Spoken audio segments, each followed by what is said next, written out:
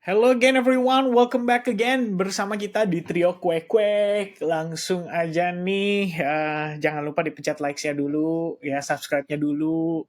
Kita mau berikan update kondisi terkini terkait dengan pergerakan harga yang tentu saja membuat banyak pelaku pasar kripto ini sangat kecewa berat ya. Jadi, gimana nih langsung aja tanggapannya ya ke Coach Sylvester, Coach Jono gitu. Aku mungkin kasih sedikit konteks ya, konteks untuk yang kita bicarakan pada malam hari ini. Jadi minggu lalu itu setelah kita trio kuek-kuek beres, sekitar sehari ya atau malamnya deh gitu kan, ada FOMC ya kan. FOMC kemudian Jerome Powell udah memberikan pernyataan secara tegas kalau QT akan berakhir pada 1 Desember. Jadi QT ending di 1 Desember harusnya bisa jadi sentimen positif, tapi di saat yang sama sentimen tersebut muncul dengan kondisi di mana ada yang namanya liquidity crisis terhadap perbankan. Jadi ketahuannya tuh dari reverse repo yang angkanya tuh terus-menerus turun dan reponya yang mulai naik. Jadi ada beberapa perbankan yang mungkin pinjam uang dari The Fed, menunjukkan kalau mereka sedang dalam kondisi krisis liquidity. Nah, diperparah karena katanya government shutdown. Nah, tanggapannya Ko Jono sama Ko Sylvester nih, kira-kira dengan kondisi tersebut, apakah bisa menyebabkan sentimen negatif ini berkepanjangan sepanjang kuartal keempat ini? Silakan. Siapa mau duluan? Ko Sylvester. Oh, nggak mau Gamsuit aja, Gamsuit. Gamsuit ya. Ya, Kalau yang penting menang, batu yang kertas kalah gitu. gacha ya. Wah, Gacha.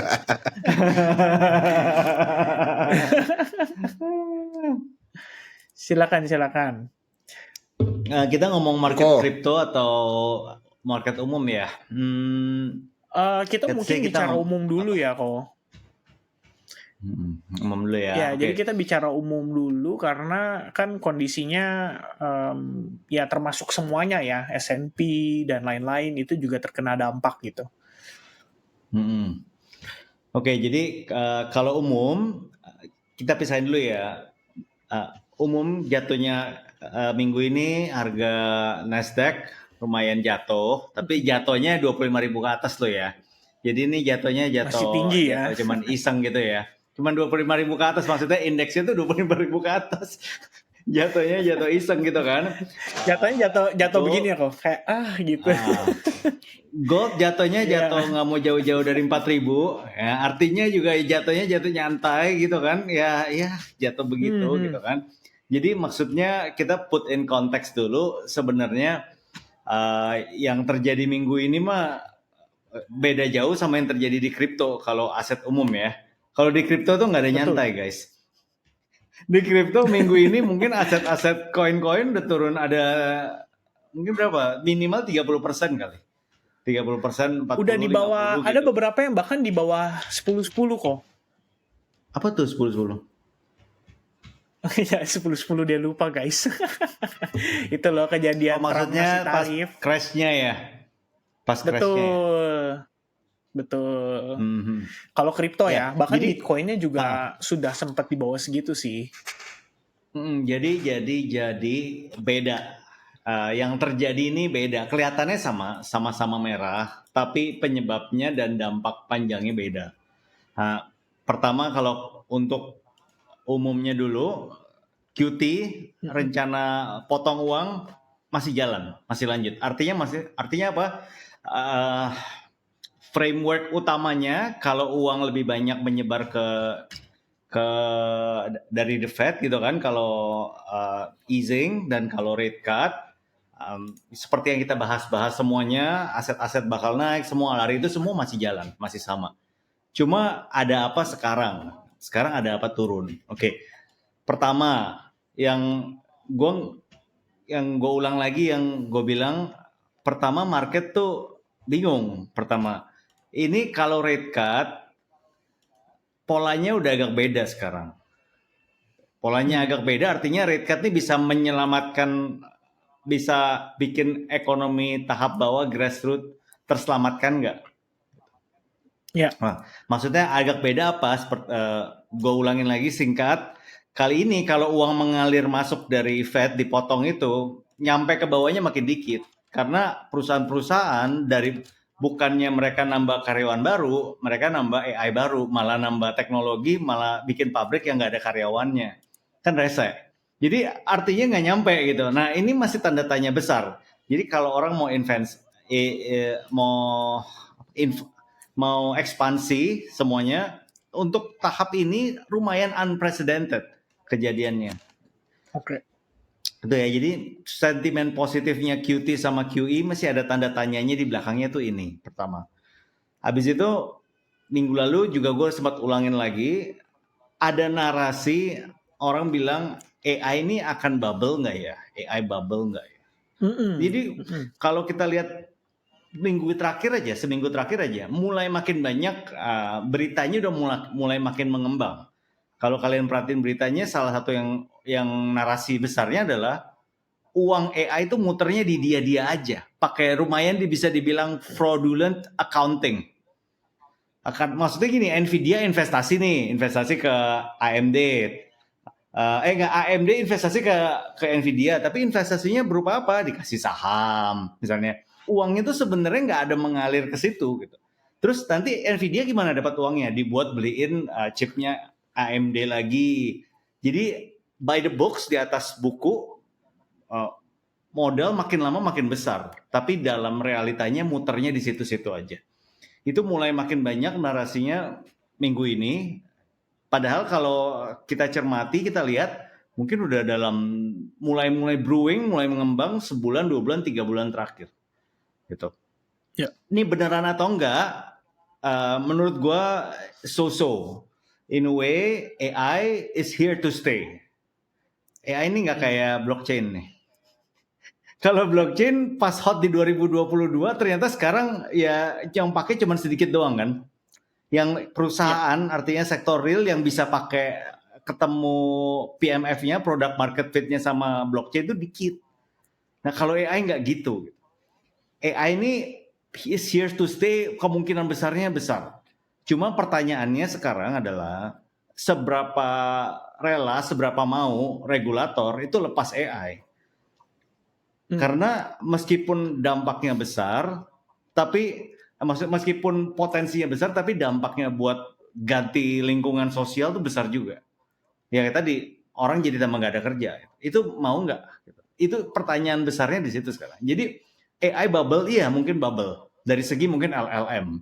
Atau LLM-nya yang buat ChatGPT tanya-tanya. Kalau ChatGPT sekarang masih cuma buat tanya-tanya doang, valuasi marketnya segitu, mungkin bubble. Karena orang sekarang kalau kita beli ChatGPT mungkin berapa langganan? Sebulan $20 kan? Kalau dinaikin sebulan $50, $100 mau nggak? Terus kalau terakhir pakai yang gambar-gambar Gilby Trend, orang bisa prompt gratis, kalau suruh bayar mau nggak?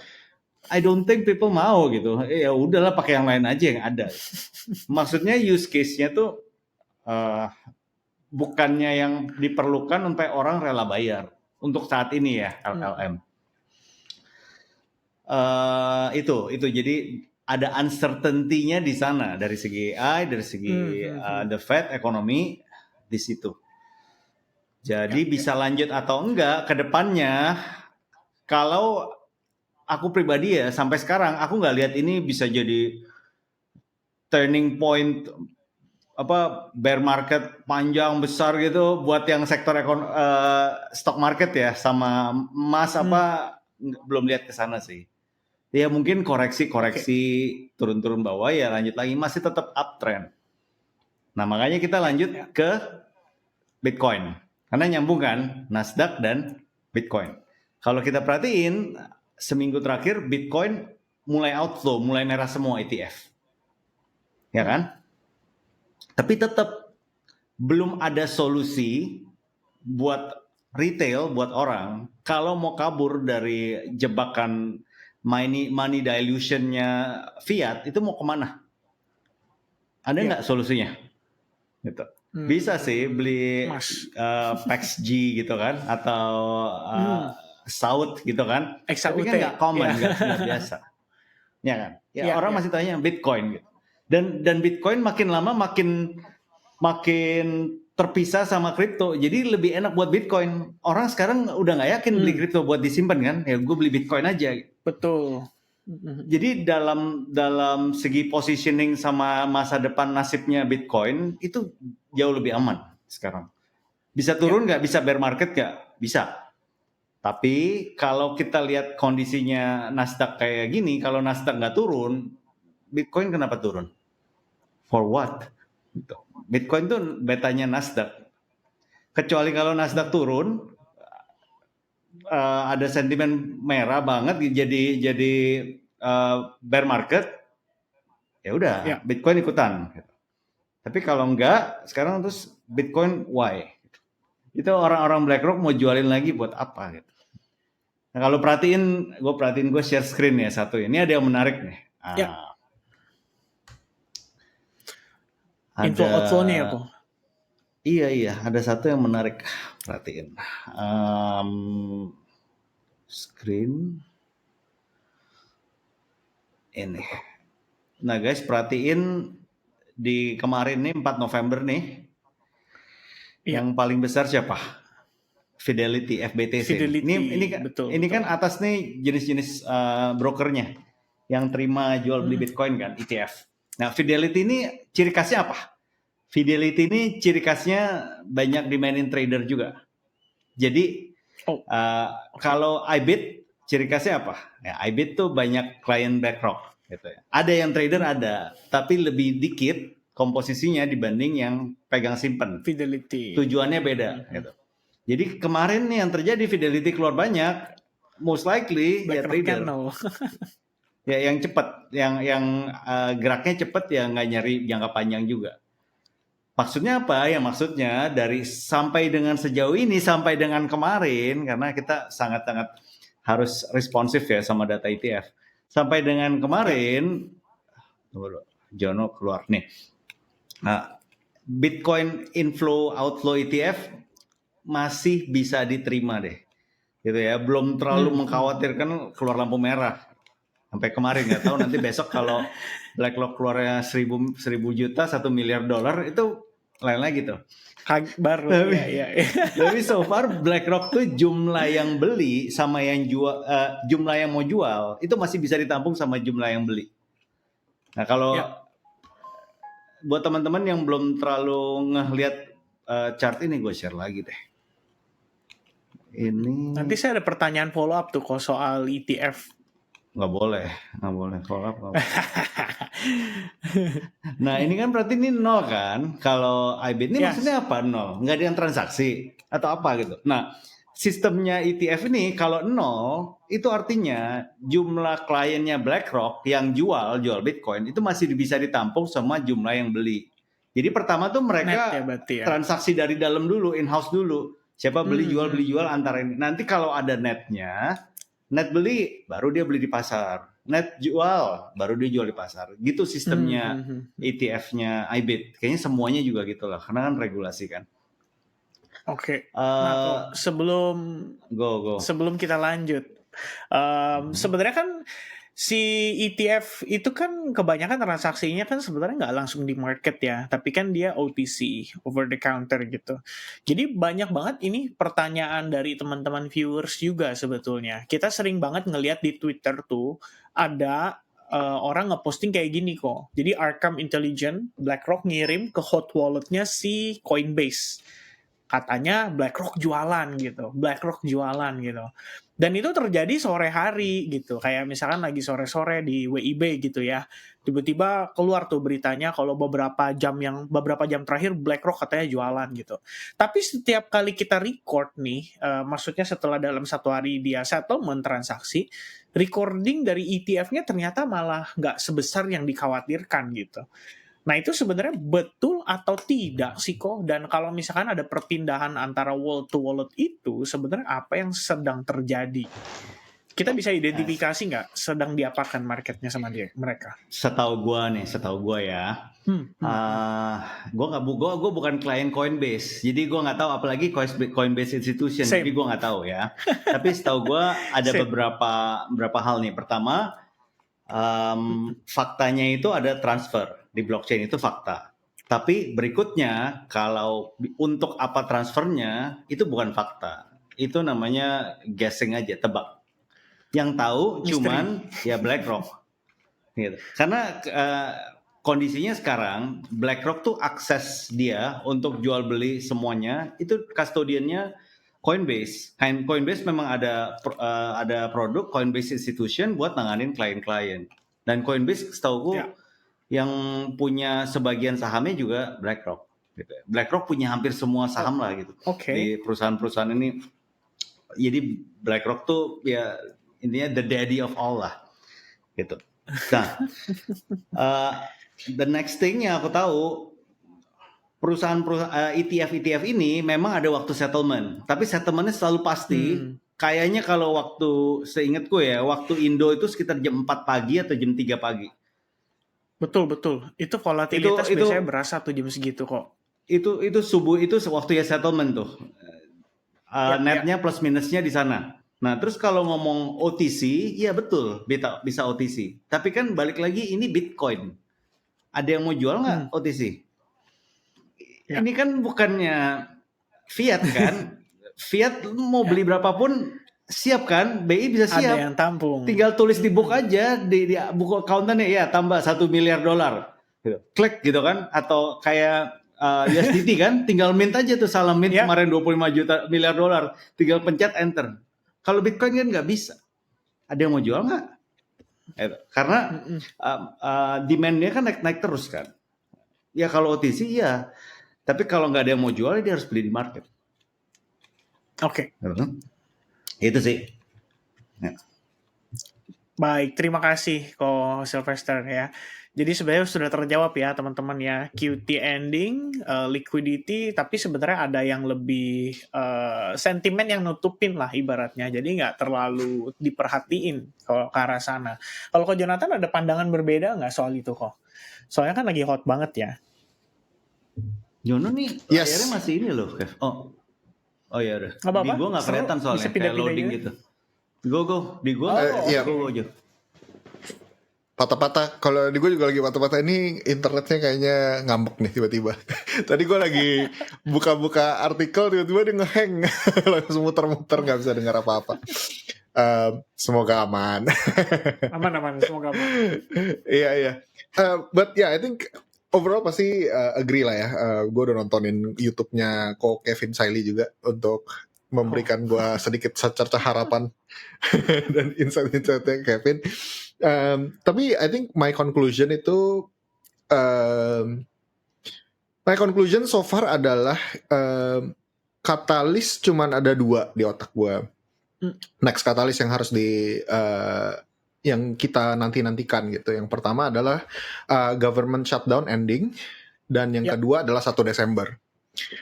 Yang udah dijanjikan sama Fed Jerome Powell, dia bakal naikin lagi balance sheet-nya. Betul, stop QT. So, itu sih harapannya. Dan I think market saat ini ada di titik di mana mereka itu super uncertain, mereka super ngerasain liquidity crunch yang ada di dunia perbankannya Amerika terutama ya, karena government shutdown ini I think dampaknya besar gitu. So itu yang kita lagi lihat di charts playing out in real time gitu, kepanikannya, sentimen dari investor di Amerikanya. So that's what we're seeing menurut gua dari semua dumping ini dan super fear ini adalah karena memang no end in sight nih, kita ini jauh lebih lama dari yang kita expect government shutdown-nya. Itu personally juga gue seperti itu. Gue kira biasa government shutdown ya paling 30 hari lah.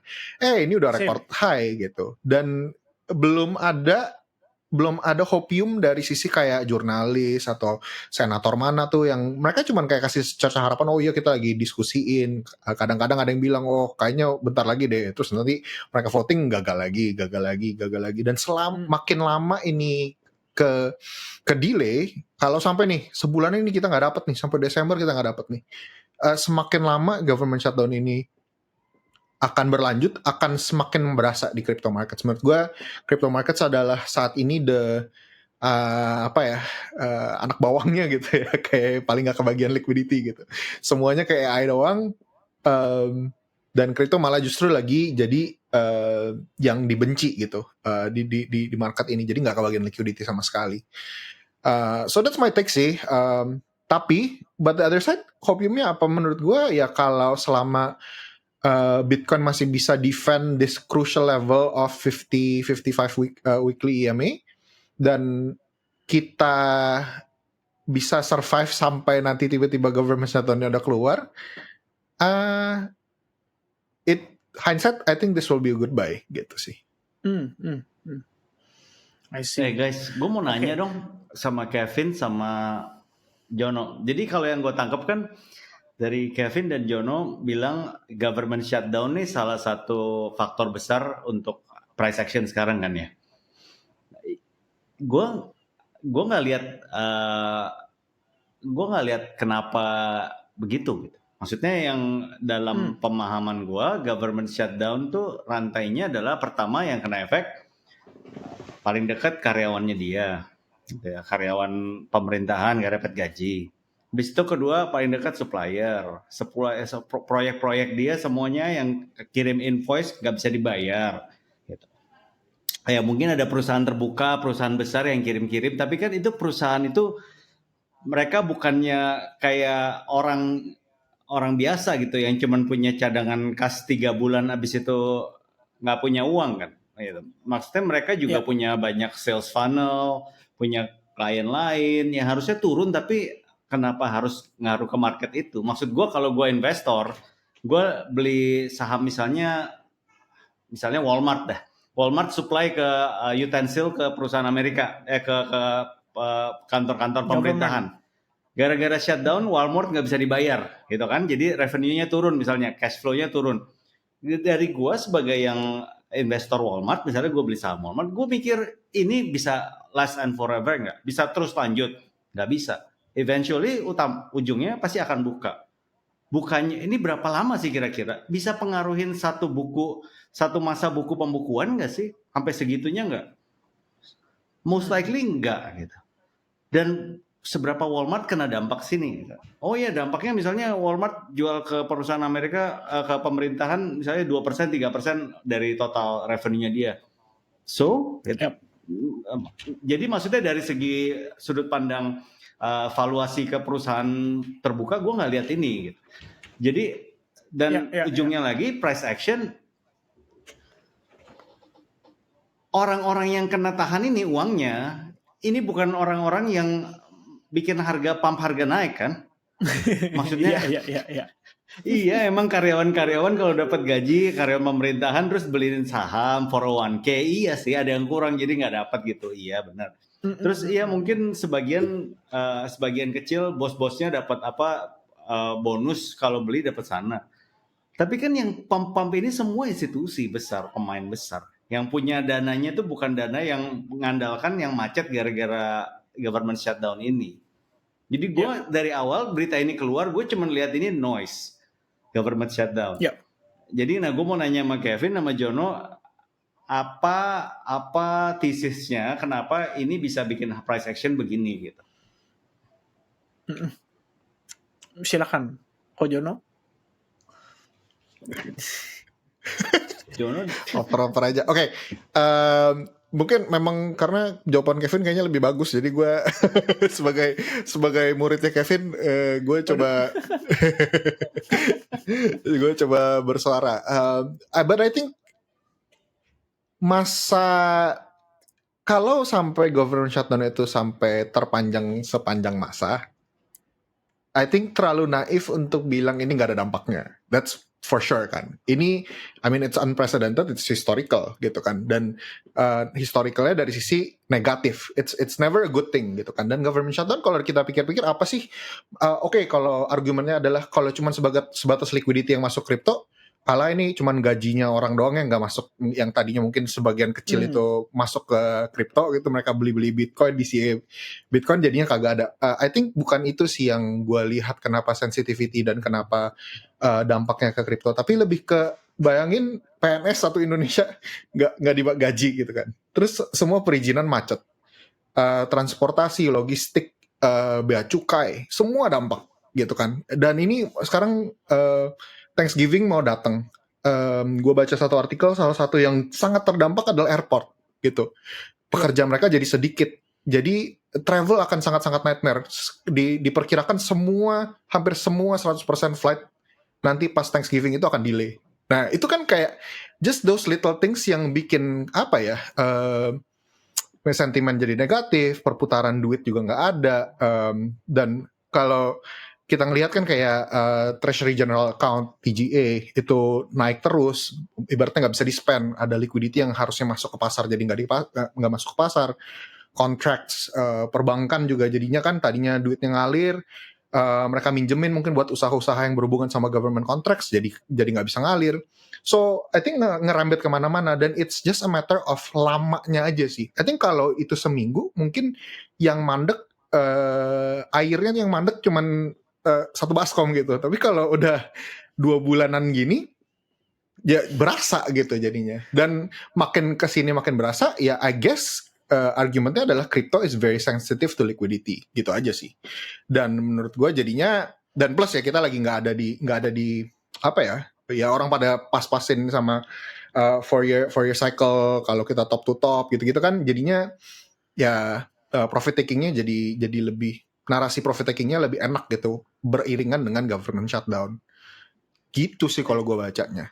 Gimana kok Kevin? Jo, gue clarify ya. Jadi yang tadi gue itu bukan nyangkutin ke kripto, tapi ke saham. Gitu. Kan tesisnya kenapa harga-harga turun nih salah satunya government shutdown kan. Kalau kripto kan nggak ada hubungannya. Bitcoin apa nggak ada hubungannya, tapi ke saham. Gitu. Nah, tapi dari penjelasan lo, gue masih belum lihat gimana efek-efek yang tadi itu nyambung ke supply. Sebenarnya harga turun naik kan cuma soal supply dan demand kan. Harga naik karena ada yang mau beli, ya kan, lebih banyak daripada yang mau jual, harga naik. Harga turun karena ada yang mau jual, jualnya lebih banyak daripada yang mau beli, makanya turun. Gimana shutdown ini mempengaruhi jumlah yang jual tuh jadi lebih banyak? Apakah perusahaan-perusahaan yang tadi lu bilang perusahaan airline-nya terdampak, pendapatan turun, gak punya duit, jadi mereka harus jual, misalnya harus jual saham mereka misalnya untuk dapat uang, makanya ada tekanan jual. Atau mungkin investor nggak percaya ini kayak gini, musim liburan kenapa season ini ngomongin saham jadinya bukan kripto ya? Pasti pendapatan untuk next annual year turun gitu. Dividennya juga turun, gue jual juga. Nyangkut. Is it like that atau nyangkut gue masih belum nangkep korban gitu. internet hari ini bukan cuma gue ya. Turunnya ini bisa dibilang kan pas banget sentimennya harusnya kalau sentimen shutdown. Ya oke, kalau gitu lokalisir ke kamu sambil kali ya. Aku ngerti perusahaan yang paling berhubungan sama government. Mungkin dia beranggapan bahwa misalnya it should be not apa namanya apa, gitu. The reason kenapa orang harus jual gitu. Jadi kayak harusnya enggak gitu. Kita nggak perlu kayak active selling our stocks gara-gara kondisi US government shutdown. Which is true sebenarnya. Karena memang kalau kita lihat dari beberapa kali sentimen government shutdown itu muncul ke permukaan. Oh ya, ada kembali kok, silakan. Gue nyampe mana nih? Aduh, tadi gue nyampe ngobrol panjang lebar, gue udah minum kopi, ambil semuanya, mandi. Mandi. Udah tidur saya kok. Baru balik nih. Nah tadi kalau Sylvester bilang katanya harusnya kan US government shutdown tuh nggak akan mempengaruhi aktivitas selling pressure ya, supply pada stock market gitu. Sampai situ sih. Oh iya, jadi gue belum nangkep penjelasan Jono tuh gimana berhubungan langsung ke supply. Tadi gue kasih contoh kan, misalnya perusahaan airline yang Jono bilang atau travel, karena ada disruption, proyeksinya pendapatan revenue turun. Ya mungkin mereka bilang, oh dari segi investor, wah kayaknya nih perusahaan tahun depan revenue-nya turun, gue jual dulu deh. Itu kan sisi supply kan. Atau misalnya Ya, dari ya. perusahaan airline-nya bilang, aduh gue juga dana lagi sempit, gue harus jual sebagian saham gue misalnya. Atau gue bikin rights issue yang baru, or something yang ada hubungannya. Karena kalau emang Oke, government shutdown, harusnya efeknya kalau yang langsung gini, efeknya tuh ya benar-benar kerasa terlokalisir ke perusahaan-perusahaan yang ada hubungan erat sama Hmm, uh, sama shutdown ini, misalnya supplier pemerintah atau Oke. yang airline tadi, that kind of thing maksudnya. Go. Oke.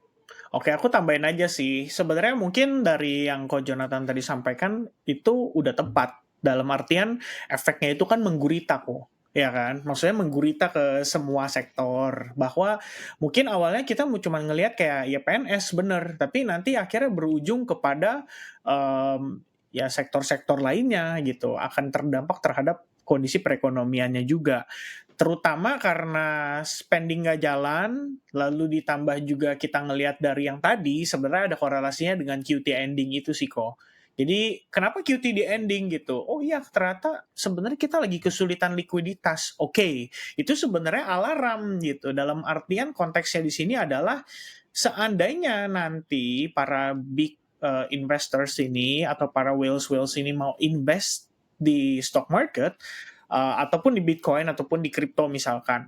Pertanyaannya mereka bisa cukup punya likuiditas nggak untuk exit dari market? So I think what happened currently adalah mereka coba untuk melakukan distribusi sedapatnya ibaratnya. Makanya selling pressure-nya itu terasa gitu. Terutama kalau Bitcoin sih. Kalau stock market sebetulnya yang aku baca ya kok, kayak S&P 500, Nasdaq itu still doing okay karena ditopang sama Magnificent Seven. Jadi banyak sebenarnya saham-saham di sektor-sektor lainnya itu udah mulai pada terkoreksi gitu dan turunnya udah lumayan signifikan gitu. Itu sebenarnya sih salah satu yang menjadi concern dan mungkin itu menjadi penyebab dari aksi profit taking yang berlangsung saat ini. Karena biar gimana pun kan market tuh sentiment driven ya. Jadi kalau misalkan orang berpikir semua dari segi berita di mana-mana udah ngomongin bahwa this is the cause dari US government shutdown, maka eventually ya akan menjadi justifikasi bagi mereka atau pembenaran bagi mereka untuk kayaknya ini waktu yang tepat nih untuk profit taking gitu. Ya jadi ibaratnya kalau saya boleh bilang nih yang mikirnya kayak Coach Sylvester sedikit kok.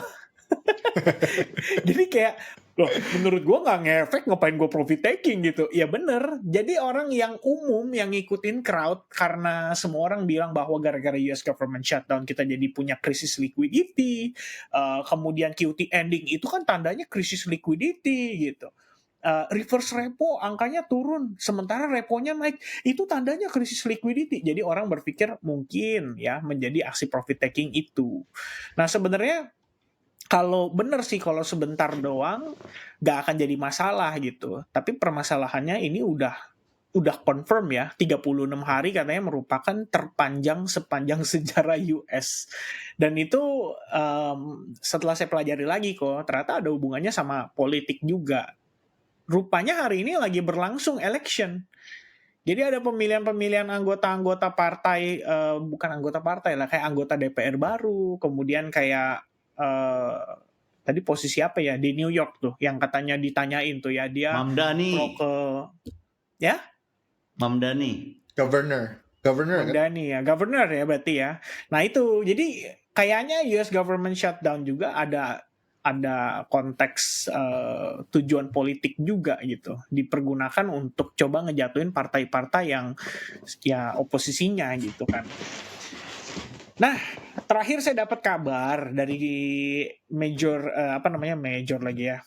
Pokoknya dia kayak ketua senat gitulah, si Thune namanya, dari partainya si Republik. Katanya sih mereka mau ada kesepakatan untuk melakukan stopgap funding bill. Dalam artian itu akan ada pengaktifasian kembali untuk beberapa sektor saja guna memastikan pemerintahan bisa berjalan lagi.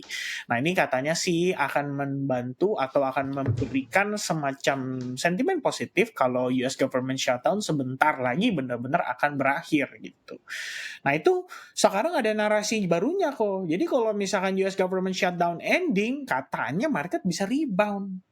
Dan itu yang berbicara tuh udah analis-analis juga, kayak analis Bloomberg, kemudian analis dari CNN, ya, pokoknya macam-macam lah. Dari beberapa yang kayak JP Morgan, Morgan Stanley juga ada ngomongin soal hal itu. Nah, itulah kenapa sebenarnya kita coba untuk mendiskusikan soal hal itu. Apakah itu sebenarnya menjadi penyebab utama atau bukan? Ya, Mau tapi nanya terlepas Kevin dari dong. Nah, Iya mau kok. nanya Kevin dong, kan lu udah nanya Oh, kita gimana kok? kan. Nah, sekarang nanya lu dong. Kan saya hostnya hari ini, hostnya. Host harus paling panjang. Oh gitu.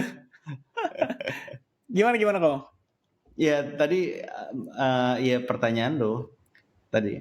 Heeh. Maksudnya yang sekarang nih sentimennya itu kenapa dan bisa bertahan lama nggak bear marketnya, ya kan? Oke. Sebenarnya bertahan lama atau tidaknya ya, ini kan kondisi yang kita tidak bisa prediksi, terutama soal US government shutdown ini. Cuman yang kita tahu pasti adalah ternyata panjang gitu. Ya, tadinya mungkin kita cuma berpikir kayak, ini mah another issue lah dengan government. Tapi ternyata yang manjangin itu Trump. Jadi banyak sekali upaya-upaya yang dia lakukan untuk, kalau kita bilang tuh ibaratnya gini kok. Jadi Trump itu orangnya batu gitu. Gue kalau nggak menang, gue nggak mau udahin gitu. Pokoknya lu harus ikutin maunya gue. Jadi kalau misalnya nggak sesuai maunya gue, sorry ya, gue nggak akan vote gitu. Gue nggak akan setuju dengan kemauan lu. Jadi beberapa kali dia coba counter gitu kan. Kayak misalkan dia bilang begini, tahu Snap nggak? Snap. Ada denger Snap nggak kok?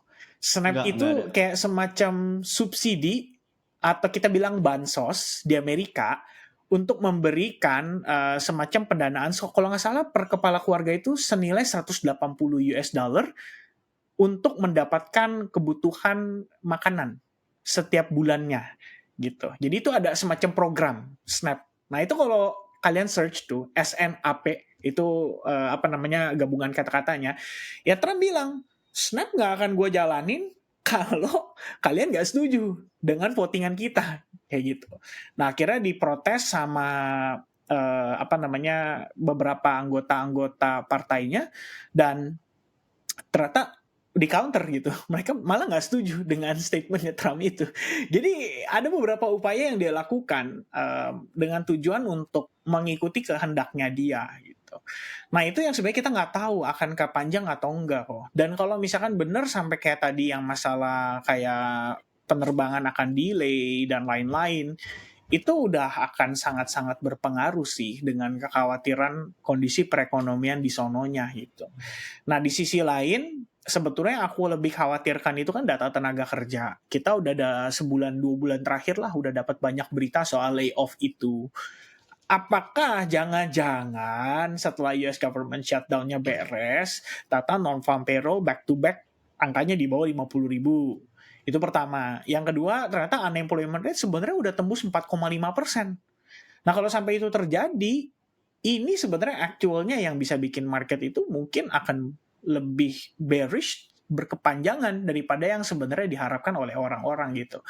Artinya somehow Bitcoin apakah sudah benar-benar mencapai cycle top-nya? Well, maybe gitu. Tapi menariknya adalah malah Bitcoin yang jadi leading indicator-nya, ya kan? It's different gitu loh dibandingin dengan cycle-cycle sebelumnya gitu. Dimana sebenarnya ya kondisi daripada si Bitcoin itu sendiri bisa dibilang dimanfaatkan juga untuk para spekulator gitu kan. Kalau pada era sebelum-sebelumnya, ya kira-kira seperti itu kok. Itu tanggapanku sih. Oke, thank you, Vin. Iya, sama-sama kok, sama-sama. Aku nggak tahu sih menjawab atau enggak ya, karena jujur itu misteri bagi kita semua sih. Ya, jadi aku sendiri kan sebenarnya kalau dalam melakukan aktivitas investing ataupun trading itu sebenarnya sangat data dependent juga gitu. Karena untuk mengetahui lebih pasti kayak is it the warning atau maybe it doesn't gitu. Nah kalau saat ini semuanya isu, makanya kita berlanjut ke pertanyaan kedua atau ke Paling topik jago. kedua. Segway-nya pas banget gitu kan. Aduh, mantap lah, nggak ada ngalahin lah gitu. Nggak, maksudnya kita lanjut ke part keduanya. Jadi AI tech bubble. Ya, ini kan sekarang lagi hot banget nih kok. Yang tadi kok sempat singgung duluan sebetulnya. Nah, ternyata udah ada 2 nih aktivitas yang terjadi dilakukan oleh para whales di Wall Street. Yang pertama adalah Buffett.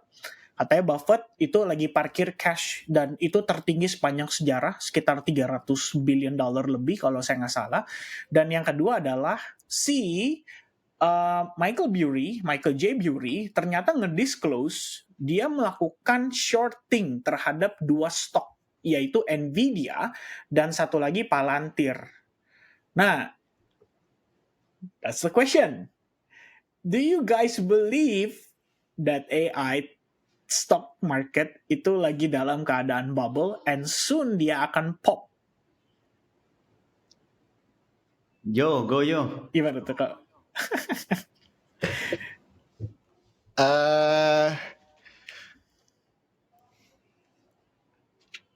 I think ada justification-nya dalam berargumen kalau it can quite possibly be a bubble.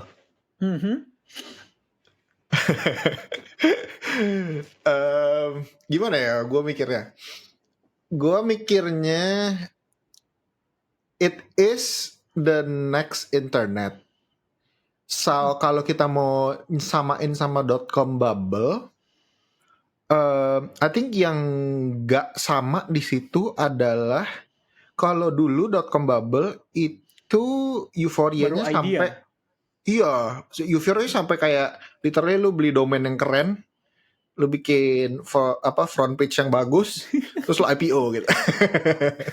Terus circle pump. Okay. Terus dia kayak meme coin, kayak persis kayak pump fund dulu. Jadi yang heboh. pets.com gitu, kayak tech gitu kan, internet gitu. Jadi semuanya pump, semua orang kayak ngantri IPO kayak orang gila gitu kan. Dan revenue-nya zero basically, dan nggak ada sustainable bisnisnya. Sedangkan kalau sekarang, apakah ada sustainable bisnisnya? Of course mereka punya EPS kayak multiplier udah kayak gitu kan, valuasinya udah gila banget. Apalagi kayak Palantir kan. Kayak ini lu harus basically your business has to lu promise ke investor kalau bisnis lu bakal 50x gitu kan basically kan, dan mereka masih beli in that premium, which is crazy gitu kan, gila lu. Ya basically earnings per share-nya nggak masuk akal multiplier-nya. So I think ada justification kalau lu mau mikir itu bubble, tapi knowing that we're so early dan sebenarnya arms race-nya menurut gue yang masih bikin ini justifiable adalah karena mereka actually spending so much on infrastructure gitu. Selama ini companies yang super giant ini nggak cuma mainin buku yang tadi kayak Coach Sylvester udah ngomong ya, yang kayak puter-puterin revenue di antara mereka ada uang supaya inflate their valuation or whatever yang they're trying to do. They're actually kayak investing a lot. Mereka actually keluar kayak OPEX-nya mereka tuh gede banget gitu kan. Dan itu mereka commit gila-gilaan untuk data centers, untuk GPU. Dan itu at least bukan cuma beli domain gitu. Mereka actually R&D, mereka actually bayar orang mahal banget, mereka actually tekan kontrak sama Nvidia, sama Oracle dan lain-lain. I think itu yang membuat gue merasa kayak memang ini early in the race dan orang memang masih committed untuk ngejar untuk bisa menang di AI race. Jadi for me it's not yet a bubble, I think. Although ya udah mulai gila, tapi maksudnya belum ada di titik di mana bubble-nya harus pop gitu. Oke. Thank you Ko Jonathan buat insight-nya. Kalau Ko Sylvester ada tanggapan kok. Tapi tadi udah sih ya sebetulnya. Apakah ini bubble? Iya, bubble. Tapi bubble-nya akan sangat amat susah buat pecah. Buat pecah kayak 1930 yang kayak 2000. gitu ya, maksudnya yang turun sampai berapa puluh persen gitu ya, terus untuk jangka waktu lama gitu, depressed lah gitu, compressed gitu kan, market cap gitu kan, nilai uang jadi mengecil jauh, sangat amat susah. Why, Vin? Tahu nggak? Kenapa? What do you think? Any idea kenapa sangat amat susah? Ya sebenarnya banyak faktor ya kok ya. Kalau Trump utamanya satu nih. Karena Trump. Zaman dulu pas market crash dulu itu belum ada satu entity, satu perusahaan atau satu kepentingan yang punya kepentingan yang sangat amat besar di di hampir semua perusahaan yang listing. Sekarang itu ada satu entity yang udah menguasai pasar, menguasai politik juga, yang punya kepentingan besar di hampir semua perusahaan yang listing. BlackRock. Artinya apa? Kalau harga saham turun jauh banget, yang rugi paling duluan paling besar siapa? BlackRock. Karena dia punya saham di hampir semua perusahaan ini. Gitu. Jadi yang kena hit paling besar dia. Dan dia pasti mau lindungi kepentingan dia. Dia bukan malaikat gitu ya. Yang orang lain kena hit aja kan. Tapi kalau saham paling turun bawah, yang kena hit paling besar dia dulu. Meskipun CEO-nya Larry Fink masih bisa senang-senang gitu ya. Tapi dominasi dia jadi perusahaan paling besar influential semua ya udah hilang. Dan pasti dicegah mati-matian. Itu pertama. Itu. Kedua, balik lagi kita belum ada solusi, Vin. Solusi orang-orang mau taruh kemana uangnya, yang mau berlindung di mana dari dilusi fiat tuh mau taruh mana? Bitcoin, emas, saham. Properti ya. Ya, terus ya. Selama belum ada solusi itu uang akan terus masuk ke situ-situ aja kan. Selama belum ada solusi ini gitu. Kripto harusnya jadi solusi gitu kan. PP, Dogecoin tuh harusnya jadi solusi, tapi ternyata solusinya flop kan. Solusinya turun, akhirnya nggak berhasil bertahan naik terus gitu, nggak bisa, akhirnya turun gitu kan. Well, iya gitu. Jadi itu sih. Oke, mantap. Thank you guys. Berarti AI bubble is here, but the pop is not gonna be soon. Katanya begitu ya. Tapi memang sebenarnya gini sih, aku cukup setuju dengan Ko Jonathan ataupun Ko Sylvester, karena kan AI itu benar ada use case-nya gitu, dan ongoing di develop terus. I mean, nggak tahu ya apakah sangat terasa atau tidak gitu. Tapi setidaknya kalau kita lihat perkembangan AI at least 1 tahun ke belakang aja, menurut saya sangat-sangat signifikan gitu. Dan terbukti pengaruhnya itu kepada apa? Jadi mungkin kalian pernah lihat tuh ya, ada chart yang nunjukin kalau begitu ChatGPT launch, ternyata jobs sama angka pengangguran itu malah cenderung turun. Jadi membuktikan bahwa kehadiran ChatGPT atau OpenAI itu kayak chatbot doang aja ya kita ngomong, itu sangat supporting keperluan pekerjaan ya, atau sebagian daripada profesi itu bisa digantikan gitu. Dan recently aku lihat kayak video-video Sora kan udah makin gokil ya kok. I don't know sih apakah akan menggantikan sebagian profesi lagi. Cuma yang pasti itu sih sebenarnya dampak yang paling kerasa gitu. How come sebuah perusahaan dikatakan bubble ketika use case-nya itu kepake dan bahkan menjadi solusi dari permasalahan ya secara masif gitu, ya kan? Kalau kita ngomong bubble itu kan karena orang misalnya tulip, kita ngomong tulip gitu. Tulip ya bubble gitu kan. Harga dipom-pom, orang, "Weh, beli ini, beli." Ternyata ujungnya bener.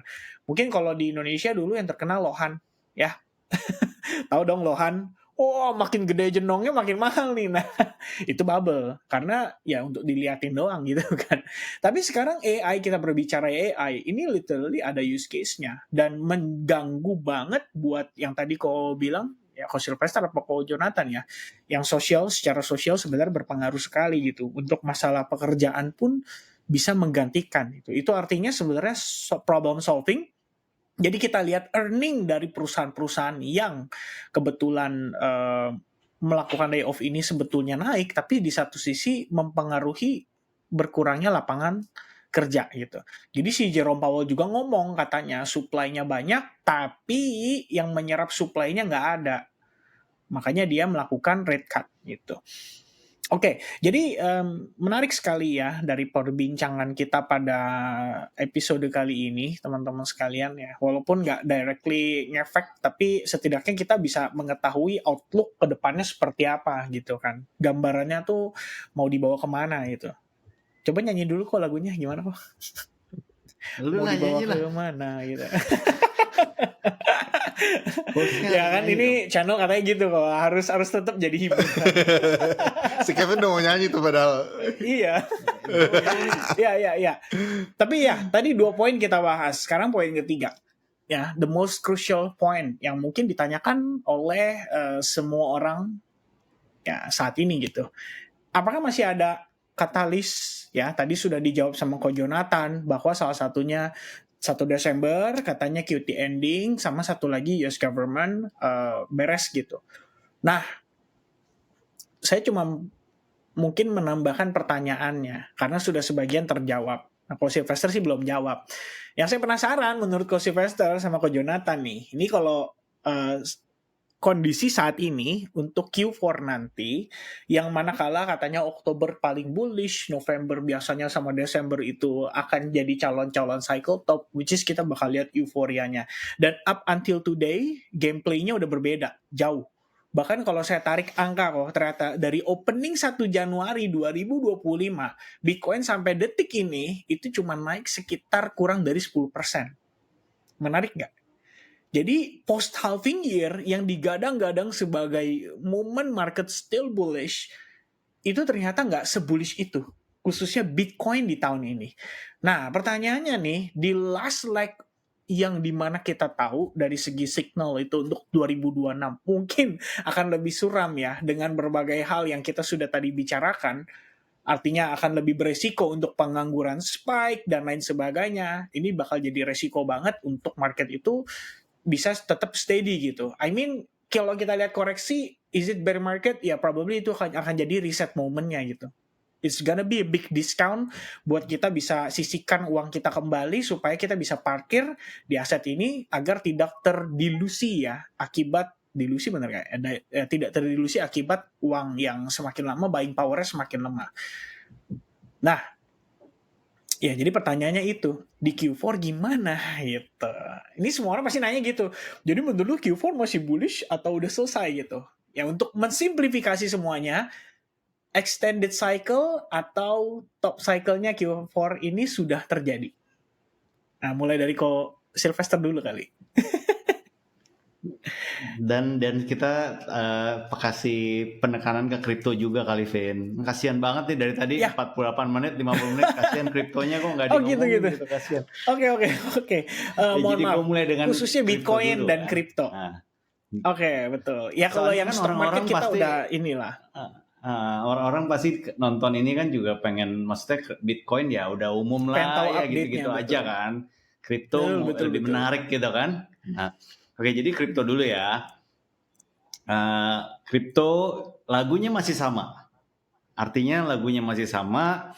Pertama, Nyanyiin dong. jangan takut, jangan khawatir, kripto nggak akan bubar.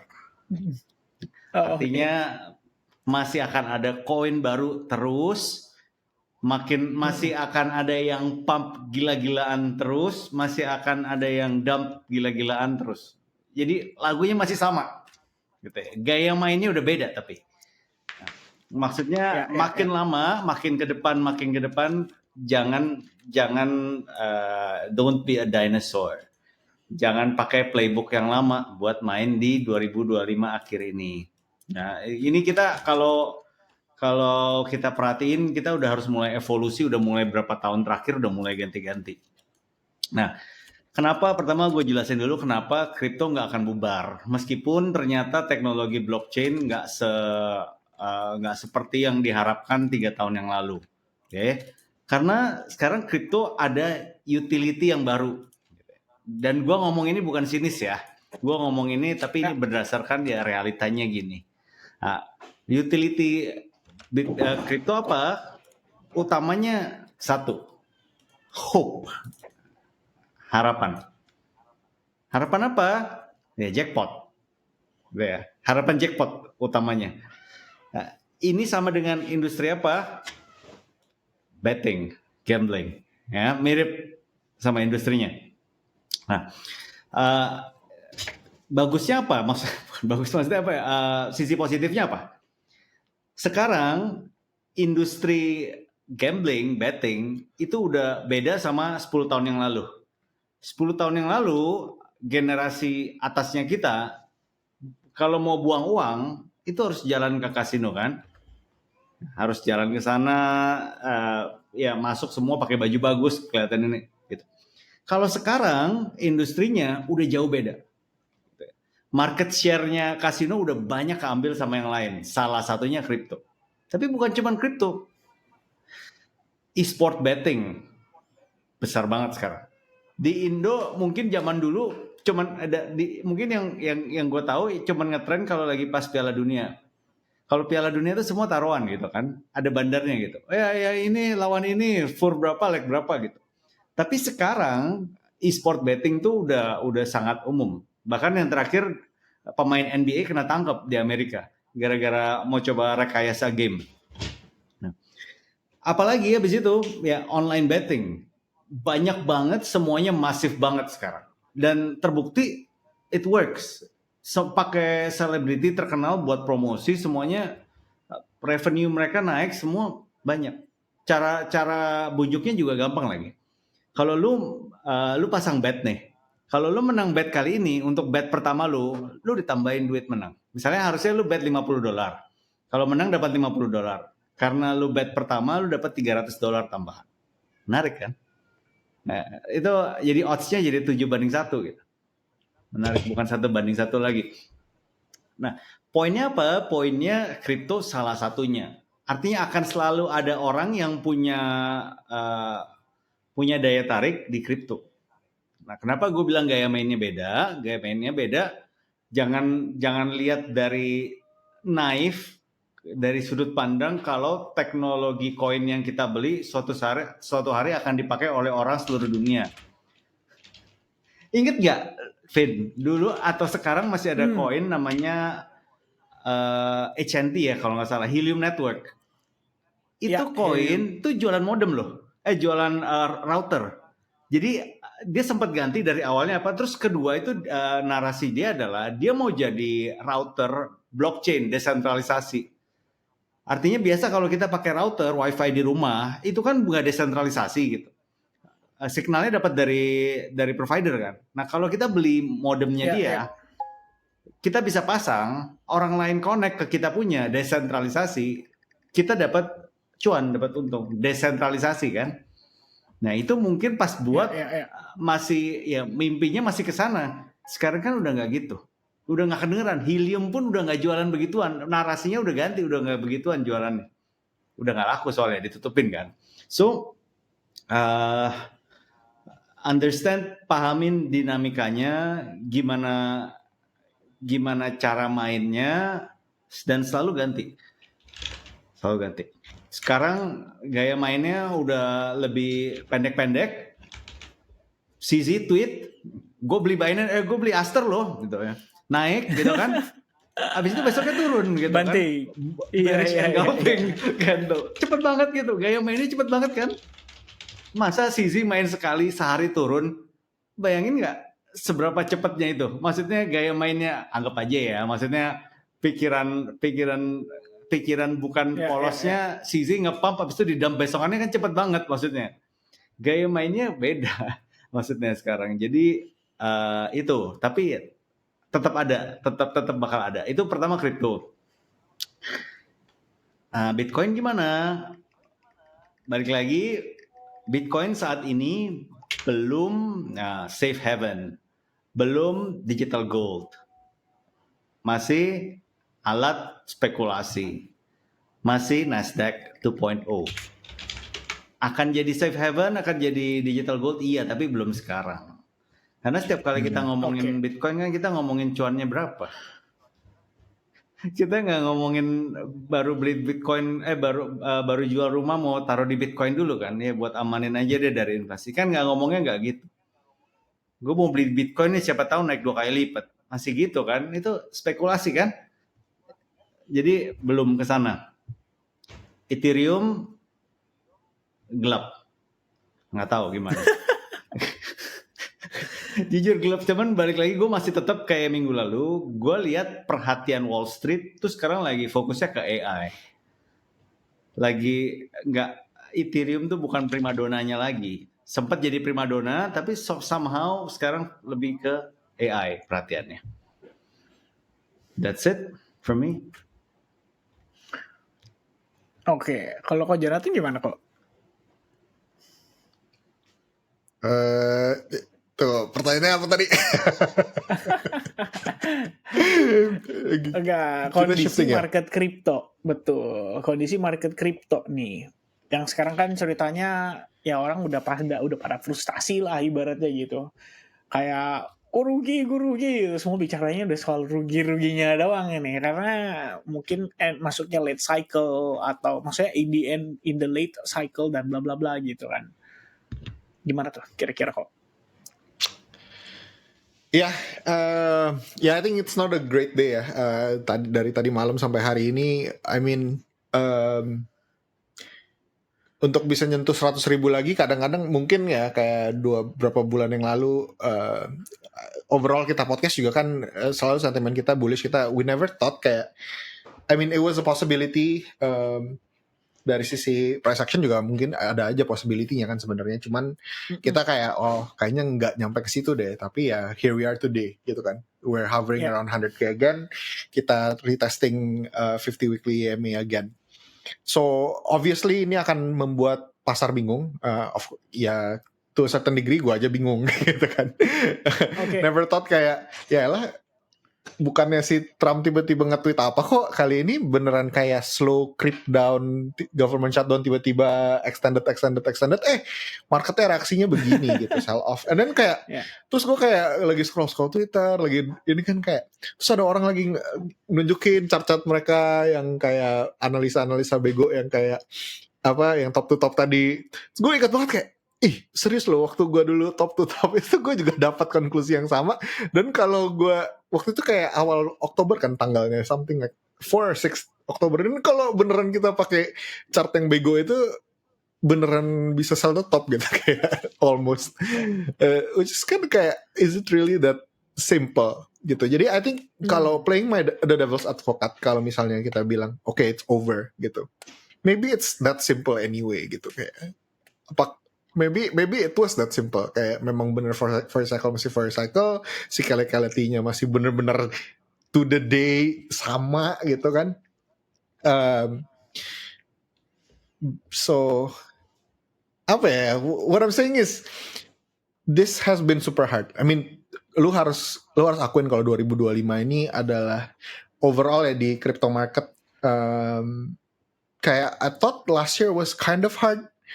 Tapi kan masih ada meme coin gitu, masih ada banyak gitu ya, masih banyak inovasi, banyak kayak narasi putar, tetap susah gitu kan, karena orang kayak playbooknya beda lah, kayak listing di Binance semuanya down bukan naik, bla bla bla gitu kan, VC coin nggak perform as expected, bla bla bla, tetap hard. Tapi this year was extra really hard actually to make money. Kayak tahun ini ya lu rotasinya benar-benar spesifik ke literally catching 1 to 2 coins every month. Itu the only way you can actually kayak menang banyak gitu, dan kayak susahnya setengah mati gitu. Jadi of course I feel for everybody, but personally gue tetap masih denial kalau ini udah berakhir. Bukan denial ya, maksudnya gue it's really kayak tinggal lihat nih government shutdown begitu kebuka bakal kayak gimana. Kita lihat Desember 1 kayak gimana. I think dari situ yang kita baru punya lebih jernih ya ke depan penglihatannya.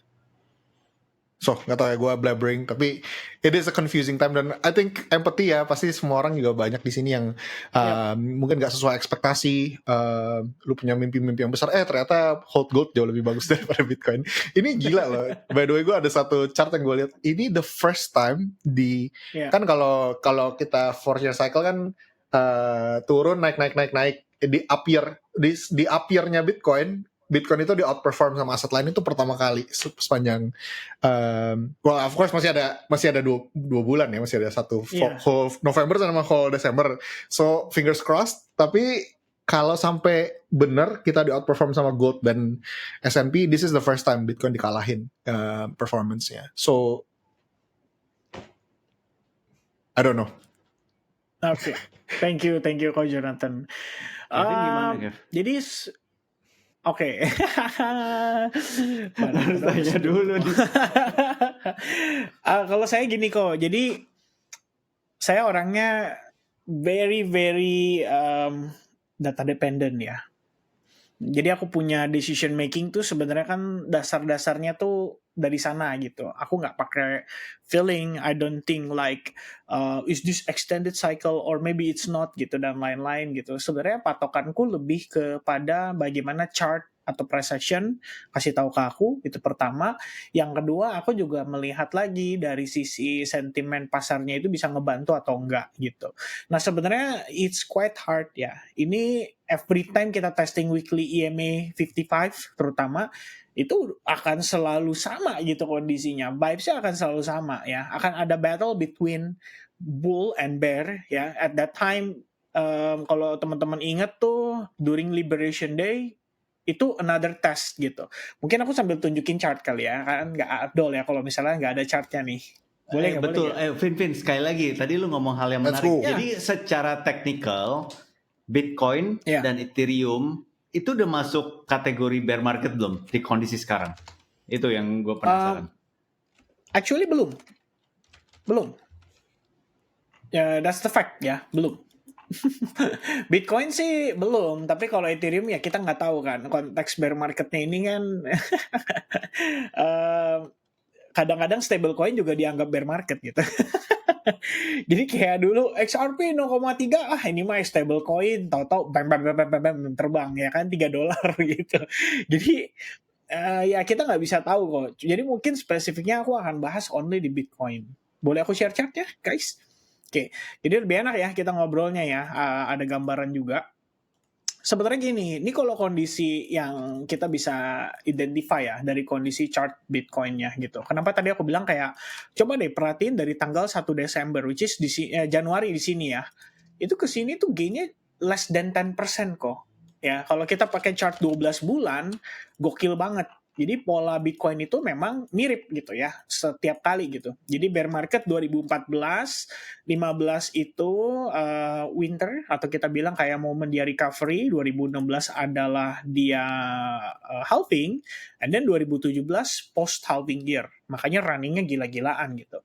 And then 2018 bear market, 2019 winter, ya, 2020 halving, 2021 post halving gain 150% ya. Kalau dari bottom, dari open ke close itu naik sekitar 57%. And then kita bear market 2022, koreksi 64%, 2023 slowly recovery, 2024 halving year 133%, dan finalnya adalah sekarang gitu. Bayangin, dari awal tahun dong kita cuma 9,2%. Ini kalau dari opening candle tanggal 1 Januari banget. Jadi halving tahun ini, post halving tahun ini itu yang paling underperform kalau kita lihat dibandingin dengan tahun-tahun sebelumnya. Which is crazy gitu, menurutku gitu. Nah, yang kita perlu bahas itu di sini sebenarnya. Jadi kalau aku munculin indikator exponential moving average 55, ini aku ganti dulu ya. Jadi aku pakai sebenarnya 3 parameter 21, 34, 55. Nah, kondisinya begini. Every time kita testing EMA 55 itu selalu mengerikan gitu. Oke. Jadi kita punya EMA 55 5 Agustus. Ini Japan carry trade. Teman-teman pasti ingat. Kemudian another one itu April ya kan? April itu apa? Tarif Liberation Day ya kan? Wah, kiamat nih ya. Awalnya cuman Kanada, Meksiko, tiba-tiba merembet ke India, tiba-tiba semua negara kena gitu. Ternyata enggak. Japan Tarif Liberation Day tes EMA 55 lagi-lagi rebound gitu. Nah, kali ini kalau kita kaitkan lagi kondisinya mirip ya kan? EMA 55 apa? US Gulf shutdown. Satu lagi adalah AI bubble ya, bad sentiment Repo dalam sih? kurung. Kenapa kok? Repo. Ya, I guess. Ya kayak gitu bubble kayaknya nggak bikin turun. Tapi ya, mungkin nggak ya. Kayak lebih tepatnya mungkin ini nggak termasuk ya. Mungkin kalau kita boleh kaitkan repo gak sih? spekulasi. Repo ya berarti ya. Spekulasi. Liquidity crunch di banking gitu kan kelihatan. Ya, liquidity juga lah ya. Liquidity crisis lah ya. Kalau kita bilang gitu. Nah, ini kan kondisinya nih sekarang gitu. Iya kan? Jadi apa dari mana kita tahu bahwa this is the start of the bear market gitu. Kalau kita ngelihat dari historical moment ya, historical data gitu. Jadi every time EMA 55 ini nih kalau kita lihat yang titik-titik ya, yang dot ini, when EMA 55 nggak bisa holding. Jadi dia breakdown di bawah EMA 55 by weekly close lebih dari 2 pekan dan ada retest dan kita dapetin rejection. That's the bear market start gitu. Oke, jadi waktu dia closing di bawah EMA 55 aja, kita udah boleh kayak, ini udah bad signal. Ya, probably it's the ending gitu. Oke, terjadi juga sama pada 2018. Jadi begitu EMA 55 di break, at least 2 pekan, tepatnya di situ sekitar drop by sekian persen gitu ya, and then retest rejection baru kemudian bear market gitu. Nah sama kalau kita mau lihat lagi 2021 juga sama gitu. Jadi per kita close di bawah EMA 55 at least 2 pekan, the next week itu cuman sekedar buat retest doang, and then baru dia bear market gitu. So this time I think it's just the same gitu. Ya, kalau kita mau tahu betul-betul kayak konfirmasinya, is it bear market or not? Ya, that's gonna be the first signal buat saya pribadi. Ya, di luar dari itu mungkin kalau kita mau berpatokan dengan yang lainnya, misalnya kita bisa cek kayak, MACD-nya udah divergence gitu. I mean, it's showing that the last run of Bitcoin ke 125 ribuan itu adalah runningnya yang paling weak momentumnya, ibaratnya gitu kan. Kemudian kondisi itu juga bisa dimiripin lah dengan kejadian di 2020-2021. Sama-sama ada kondisi divergence-nya gitu. Nah, cuma kalau misalkan kayak kondisi sekarang ini, I mean the only condition kita bisa mengatakan apakah dia udah siap untuk bear market atau enggak, starting point-nya dari sana gitu. Jadi per dia kondisi itu terjadi, and then kalau misalnya kita lihat ya, ini kan berarti ada double nih confirmation-nya teman-teman sekalian. Yang tadi exponential moving average weekly 55, dan yang kedua sebenarnya kalau kita connectin trend line, we still have one more support left pada Bitcoin. Dan itu kebetulan ketemu atau match di harga 98.000. Ya kalau ini pembulatan 98 2,5 deh gitu. Nah, kita pembulatan tuh. Nah, jadi konfirmasinya gimana? Bitcoin tembus 98.000, dia close di bawah weekly EMA 55. That's the moment kalau saya pribadi sih out dari market. Ya, I mean for Bitcoin personally gitu. Aku sebenarnya mungkin kalau Jonathan ingat, kita kan aku sempat diundang juga ya sama acara Jonathan untuk podcast gitu. Ya sama planningku, jadi aku udah trim down sebagian daripada aku punya Bitcoin. Ini sell average priceku gitu, di kisaran 107 ribuan something gitu. So buat aku pribadi, if let's say kita breakdown, kita dapat validasi itu, any retest after that di weekly close dan bla bla bla, buat aku jual pun di kisaran 99.000, 98.000 itu still okay gitu. Terutama untuk Bitcoinku ya, majority-nya seperti itu. Jadi ini sebenarnya udah antara hidup dan mati ini. Ya, kita bisa survive artinya good, ya. Probably we gonna see one more push to the upside. If we cannot hold that range, well, this might be the ending gitu. Jadi tesisku seperti ini. Ini probably adalah first wave-nya, second pullback-nya, ini third wave-nya, probably ini fourth wave. Masih sama dengan diskusi kita yang terakhir. Jadi aku udah pernah bilang sama teman-teman kalau wave 4 itu paling frustrating, sentimennya turns out negatif banget. Yang kita harus siapkan tuh dari segi apa? Mentalitas.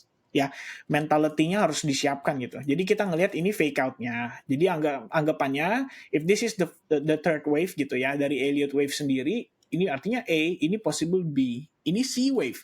Namanya itu adalah irregular expanded ya flat ABC. Teman-teman tinggal search aja tuh di Google gitu kan, bahwa kita ngelihat kondisinya seperti ini. Ya. Jadi irregular expanded flat, dan cocok dengan karakteristiknya si wave 4 sendiri yang sebenarnya relatif lebih berantakan gitu, lebih acak-adut. Ya kalau kita lihat nih Elliott wave forecast ya, kita ulang sekali lagi biar teman-teman bisa lebih nyantol gitu. Jadi kalau aku ditanya apakah extended atau tidak gitu, to be honest, aku nggak terlalu mikirin itu. Yang aku pikirin sekarang based on teori-teori yang aku punya, di mana harga itu bisa sideways untuk waktu yang lebih panjang, wave 4 itu tipikalnya kayak gimana, kemudian volume lebih rendah dari wave 3, oke kita tahu gitu kan, this is a good place to buy, I don't think so gitu. Kalau yang ini sih I don't think so sih. Cuman fourth wave itu selalu membuat frustasi ya, because of their lack of progress in the larger trend, which is larger trend kita itu ya still bullish gitu. Ya itu tidak bisa dideny. Tapi prosesnya oh my god gitu kan. Kita tahu ini sangat-sangat berat gitu untuk kita hadapi di cycle kali ini gitu. Makanya saya tadi ngerasa gile ya, 2025 kita nggak kemana-mana loh. Dari tanggal 1 Januari sampai nih hari kita cuman ya bergeraknya cuman di sini doang kok. Jadi kalau saya boleh cap tuh ya, batas atasnya di sini, batas bawahnya di sini. Tapi kondisi candle body-nya itu cuman begini. Sekarang ini cuma begini gitu. Ini candle body kita nih. Gila. Di atas buntut, di bawah buntut gitu kan. On the 12 months punya candle gitu. Nah jadi untuk menjawab itu, kalau saya as a trader, kan saya lebih objektif teman-teman. Artinya saya mau itu lebih mengutamakan kepada apa yang si price action kasih ke saya gitu. Kalau misalkan memang ada demand, harusnya this is the only area Bitcoin harus bertahan. If we cannot hold this range, it means that's the end gitu. Ya probably kita akan koreksi lebih jauh. Nah koreksinya kemana? Ya tunggu nanti gitu. Cuman asumsi pertamaku, kalau based on 12 months, kita punya fair value gap di sini. Ya, that's the fair value gap gitu. Jadi during the bear market, kalau teman-teman memperhatikan, kayak misalkan di tahun 2022, retestnya itu ke fair value gap itu. Tuh ya, jadi kita punya fair value gap, kita retest tuh ke situ. Nah, at this point, where's the fair value gap? This ya, between range 75.000, bottomnya 44.000. So somewhere in the middle, I think it's gonna be a good place to start to place a buy gitu. Jadi kayak bettingnya mungkin kayak gitu sih. Nah itu pandanganku overallnya dari apa yang aku coba untuk analysis based on price action. Sementara kalau on sentiment and fundamental sebenarnya not bad. Ya, cuman kalau untuk kriptonya sendiri kayak long term holder katanya udah distribusi, udah mulai banyak yang istilahnya ya buang barang gitu. OG udah start shorting the market, udah mulai bla bla bla. So itu yang mungkin bikin kita jadi lebih heavy gitu. Di satu sisi kan pertanyaannya adalah dari ETF gimana? Itu sanggup nggak tuh untuk nampung gitu kan? Dan ETF pun juga sama ngasih another pressure gitu di market, dan itu yang mungkin sampai sekarang kita masih harus lihat lagi ya. Kira-kira apakah US government shutdown yang ending serta QT ending adalah solusinya bagi mereka untuk start by the dip? Kalau emang itu adalah jawabannya, well, it's a very good place to buy. Ya kayak kata teorinya tadi gitu. Walaupun saya merasa kayak enggak juga sih ya. Kalau kita kan udah beli yang udah pernah beli jauh di bawah, mungkin mikirnya enggak juga gitu. Ya itu sih tanggapanku gitu. Kev, ya Ethereum dong Kev. Ya kok. Ethereum gimana? Itu kan ibunya altcoin gitu. Bitcoin ya udah Oke. Ethereum gimana? Oke, Ethereum ini kondisinya juga ya sama-sama memprihatinkan ya. Karena gini ya, kalau kondisi Ethereum tuh, sebenarnya kalau misalnya kita lihat dari perspektif weekly, ini lumayan annoying ya. I mean, masa all time high yang kita dapetin yang baru cuma begini doang gitu kan, kayak tipis gitu. Well, sebenarnya kalau misalnya ditanya apakah Ethereum still healthy, I personally believe so. Ya, ini kita sama prosesnya tuh. Retest exponential moving average ya, ada 21, 34 sama 55. Nah, kondisinya kita baru flipping itu punya exponential moving average itu di kisaran pertengahan bulan Juli 2025. So di sini berpotongan.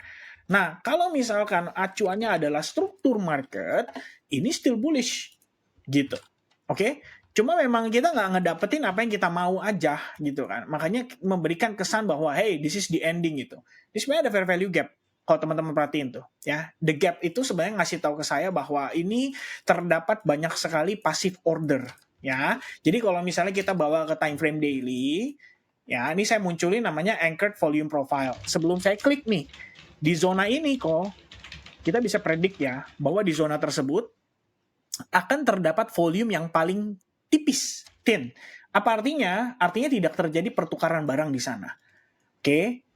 Kita munculin dulu. Oh, sorry. Ini karena saya pakai chartnya chartnya si indeks dari itu nggak keluar volume. Kita harus buka dari punya si Binance tuh. Nah, ini yang aku maksud nih kok. Kosong. Ya. Kosong melompong. Oke. Jadi kalau orang pakai anchored volume profile, mereka biasanya pakainya tuh adalah menilai dari dia punya point of control yang warna merah nih. Itu artinya katanya kalau point of control adalah resistance atau support. Kalau aku cara pakainya beda. Aku cara pakainya adalah aku cari tahu yang mana yang kosong. Oke, kalau nggak ada volume itu artinya kalau misalnya andaikan kondisinya ini kan adalah bullish rally, itu berarti di sini nih terdapat banyak sekali order beli yang nggak keeksekusi. Jadi kita anggap itu passive order. Pada kala itu mereka ngantri beli tapi ordernya nggak ke-fill gitu. Misalnya kalau Sylvester nih mau beli 0 dari 1000 Ethereum gitu. Ya ordernya Sylvester cuma keisi 100 gitu. 100 per 1000 gitu kan. Sisanya gimana? Yang 900 itu 0 per 900 ya di sini nyangkut. Nggak keisi gitu. Makanya kelihatan dari sana.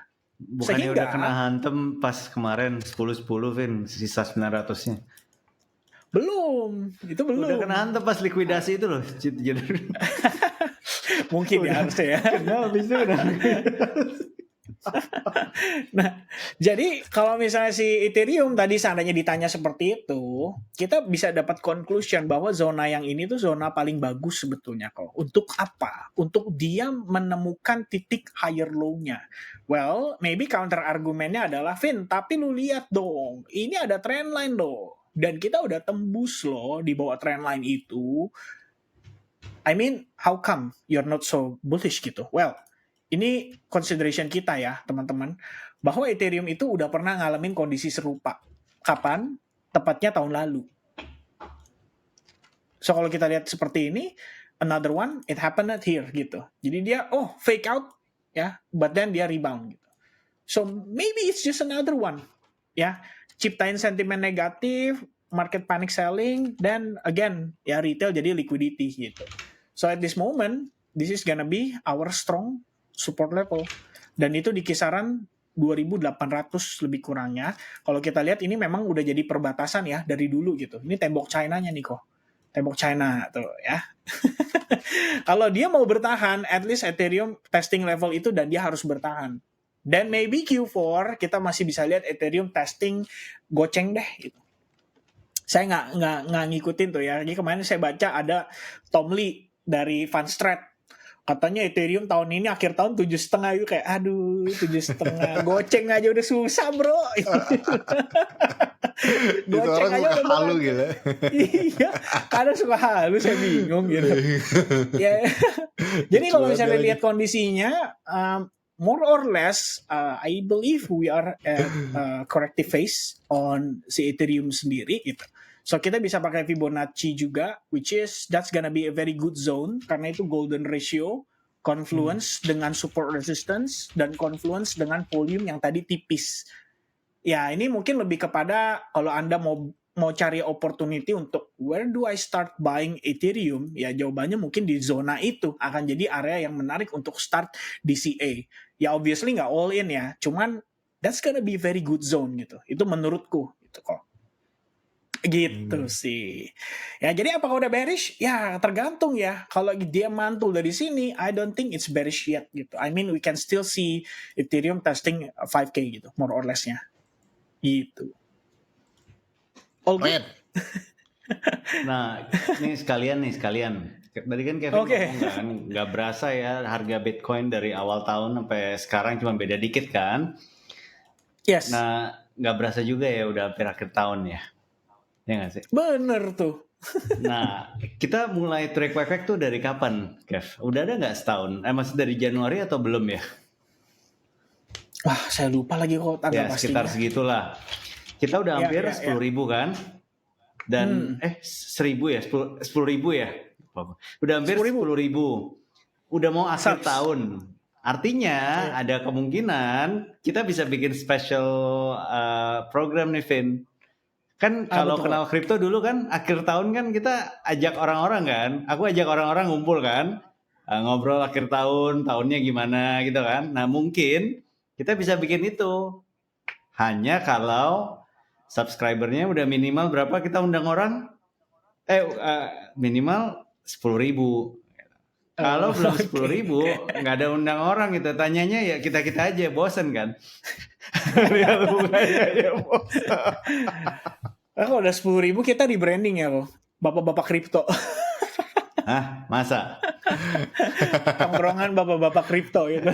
Yoi. Dan mungkin Jono tergerak hatinya kalau 10.000 akhir tahun nanti bikin Gacha lagi. edisi 3, 1 jam penuh gacha kan?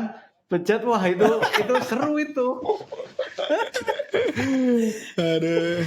Iya. Kocak lah. Ya, oke.